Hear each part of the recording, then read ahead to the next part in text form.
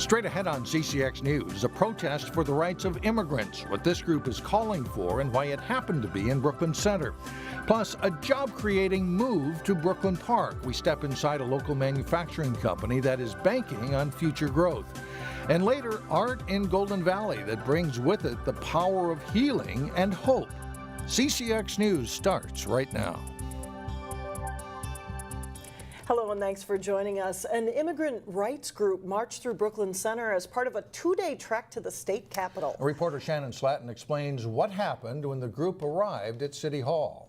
United, the people, united, will never be divided. Today is the second day in a procession for emancipation that started in St. Cloud yesterday. It was more than just a nice day for a walk in Brooklyn Center Monday. An emancipation walk. This procession is to demand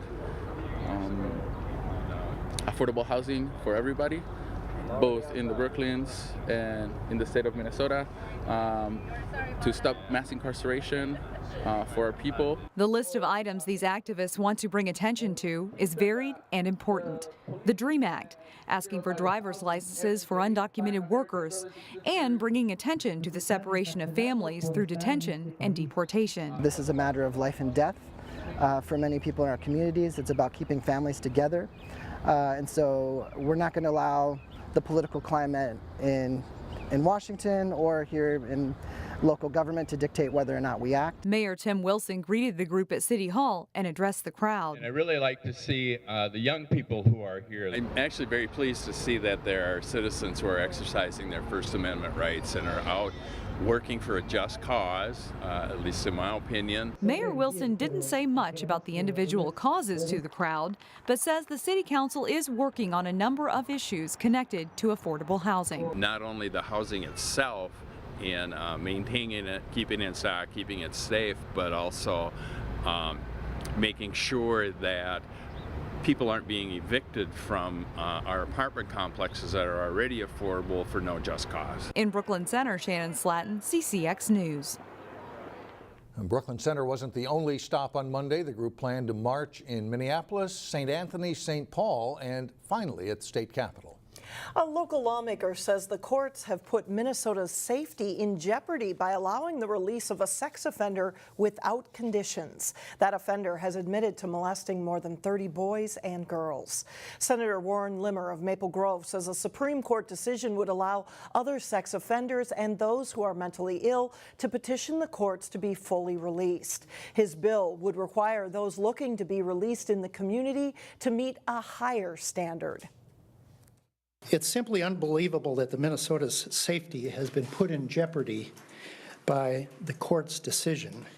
Violent sex offenders and mentally ill people should not be released until we are absolutely sure they are no longer a danger to our community. The Senate unanimously passed the legislation.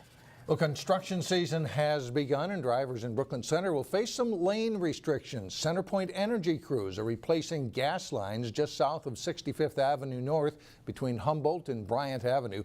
They are doing the work now so they won't interfere with Brooklyn Center's paving project, which will start in a few weeks. Update and upgrade people's gas meters. We've got instances where we may have gas meters inside the home. We want to move those out. And that, again, just makes the whole system more serviceable and improves the integrity of the system.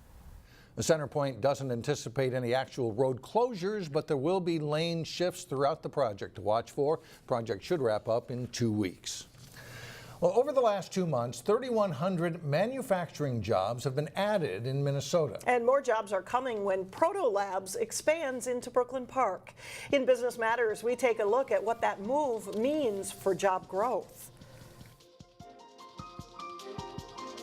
At the Maple Plain headquarters of Protolabs, there's a display full of parts made by this manufacturing company. This, for example, is a liquid silicone rubber part that we made using an optical liquid silicone, which is used for like automotive lenses. If you drive a car, use a computer, or visit the doctor, chances are you've come into contact with a product made by Protolabs. Protolabs, we're a contract manufacturer. So we manufacture parts on behalf of our customers. With 2,300 employees worldwide, Protolabs serves a broad range of industries, from medical device and consumer products to automotive and aerospace.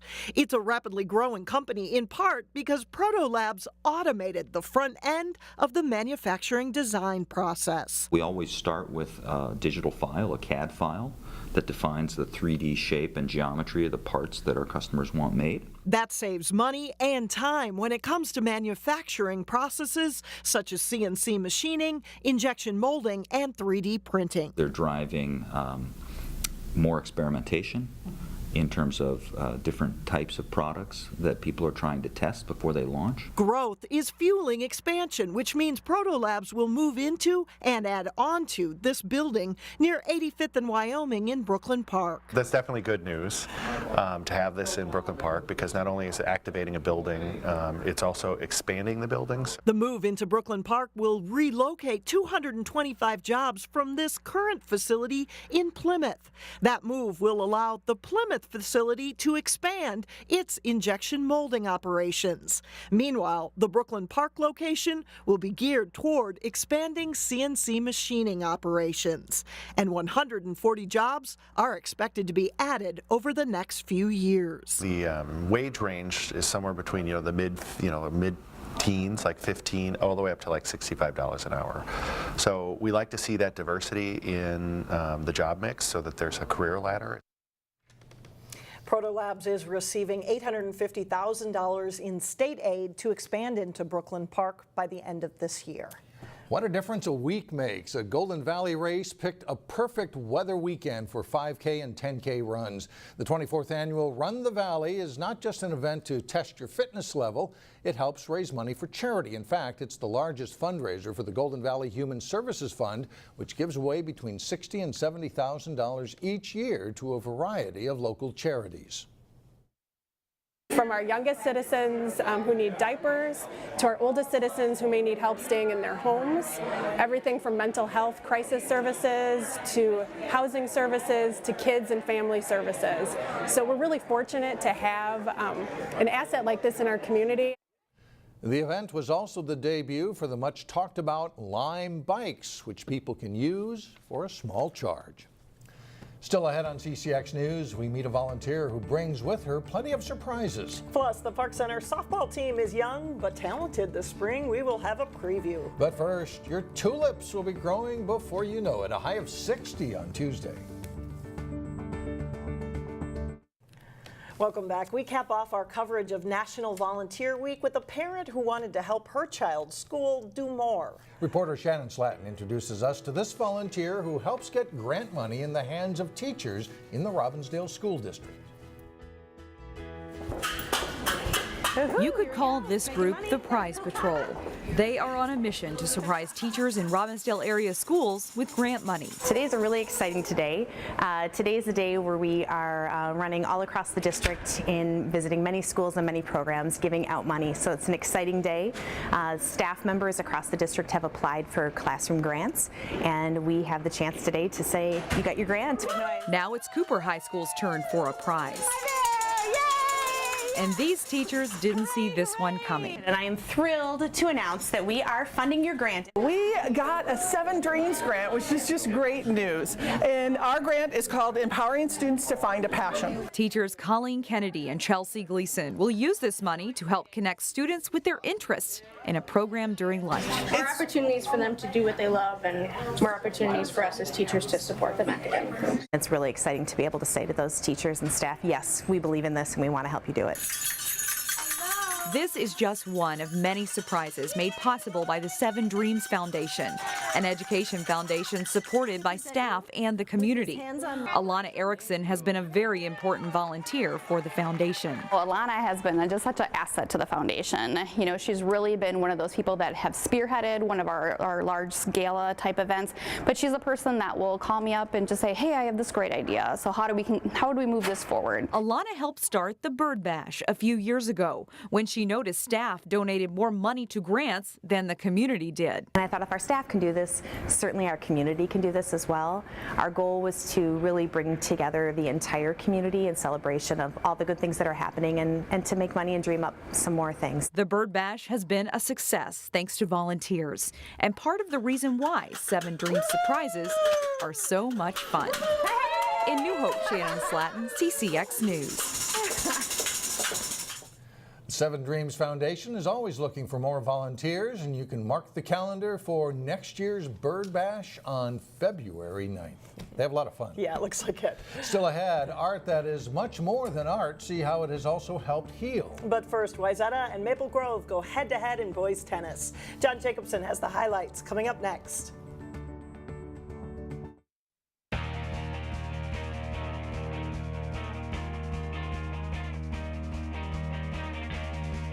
I'm John Jacobson with sports. The better late than never warm-up has spring sports athletes excited as they can finally get the season going. Tennis courts are drying up. Wayzata hosted Maple Grove on Friday in the number 2 doubles match. Wayzata's Nick Uphoff and Colin Badoon in the near court against Andrew and Reed Dumbold. And in exchange, the Wayzata guys get an easy overhead here for the point. Same match, Maple Grove in the near court. Some good hands at the net leads to a point for the Crimson, but the Trojans duo goes on to win the match. To number 2 singles, Wayzata's Johnny Nudler's in the near court meeting Eli Notkin. Nudler wins the point with 4 hands and takes the match 6-1, 6-1. To first doubles, and a big serve from Michael Deal of Wayzata for the ace. Deal and Max Leal beat Ben Bakke and Chris Kwan of the Crimson 6-love, 6-2. Number 1 singles, Josh Miller of Maple Grove in the near court against John Foley. Miller will try to lob it deep here, but it's too long, and Foley rolls to a 6-2, 6-love win. Wayzata wins 7-0 for their 3rd straight win to start the season. After a long string of postponements, local softball teams are starting to get a few games in. Jay Wilcox has a preview of the Park Center Pirates. It's a young team with some promise. The Park Center softball team has just a couple of seniors as they try to build back into a solid program. A lot of our girls are middle schoolers and then early high schoolers, but you can tell that they know what they're doing and they're experienced, which is good. We have a really young team, but we're looking good defensively especially. We have a strong infield and outfield, so we're working hard on that especially. I think we're going to be surprisingly good in certain areas, and I think we're young. So there's going to be a lot of growth from one game to the next. We are going to make those errors that maybe if you had a team full of seniors, they're not going to make. But I think we're growing and we're getting stronger, and our young players are strong. So it should be a good year. The Pirates hung with a good Champlin Park team for most of their season opener. The game tied 1-1 into the 6th inning before the Rebels pulled away late. Despite being a loss, it was an encouraging start for the Pirates. I think we did well. Even when we were getting down, we still stayed positive, and our energy never dropped as it has in the past. And I think we did better than everyone thought we would do. That was one of our best games against Champlin too. For the past 3 seasons it was. So it was great to get that under our belt. Even though it was a loss, it still felt good. A coaching staff filled with former Pirates players is working hard to get the team ready for what will be a lot of games in a short span to make up for the late start. Numbers overall on the program are very thin, but there is some quality. Big group of 10th graders, big group of 8th graders, but we only have 24 kids this year, so we don't have a ton all around, I guess. We have a lot of young players, but they all have a lot of talent, and we're trying to make the best of it, and I think we're going to have a successful future ahead of us. Park Center has some strength at key positions, and they'll look to take a step forward from the bottom of the Northwest Suburban Conference this spring. Jay Wilcox, CCX Sports. The Pirates have had just the 1 game so far, losing to Champlin Park. They are scheduled to play outdoors at Blaine on Thursday. Teams are slowly getting outside for games now, and here at CCX we have our first 3 game telecasts of the season beginning Wednesday. Wednesday night, the Maple Grove boys lacrosse team hosts Totino Grace at 8 p.m. at the back end of a girls-boys varsity doubleheader. Boys game was moved from Totino's grass field to the turf at Maple Grove. Thursday afternoon at 4:30, Champlin Park is scheduled to host Maple Grove in a Northwest Suburban Conference baseball game. And then Friday, MCAA Conference baseball teams Maranatha Christian Academy and Heritage Christian Academy play at 4:15 at Hamel Legion Park. All games will be streamed via live stream here at ccxmedia.org. And that is all for sports. Alex and Mike, back to you. All right, let's play ball, right? Up next, the art of possibilities. We'll show you art in Golden Valley that's helping to transform lives when we come back. Well, art connects us all in many ways. And for some people, art is just something to appreciate, but for the artists of a new exhibit opening this week in Golden Valley, it is part of a healing process. Delane Cleveland explains. In the Bloomington studio of artist Sandra MUZZY, you can create a different world, and you don't have to leave your house. You're surrounded by images of butterflies, plants, and rhinos. They all tell a story.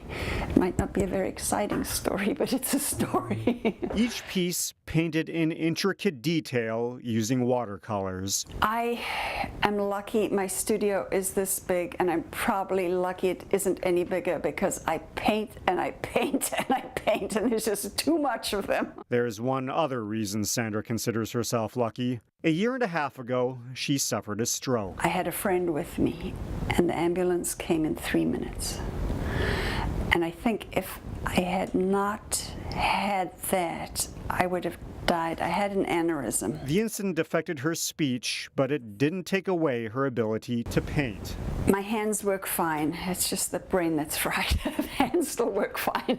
Starting this week in Golden Valley, 2 pieces Sandra painted with those hands will be on display at Courage Kenny Rehabilitation Center during the annual Art of Possibilities art show and sale. The stories behind the artwork are really incredible and inspiring. Laura Brooks is the coordinator of the art show. Now in its 54th year, the exhibit features more than 250 pieces from around the world, created by artists with physical and cognitive disabilities. You know, we all have challenges, and then you read some of these personal stories about these artists, and you're just inspired to be better. The art show includes pieces ranging from paintings to photography to sculpture. Our goal is to sell every piece in the show, so it's really empowering for people with disabilities to come and have their artwork displayed and then have the opportunity to sell it. For Sandra, after suffering a life-altering medical emergency, she's just grateful for the opportunity. It gives me a kick to know that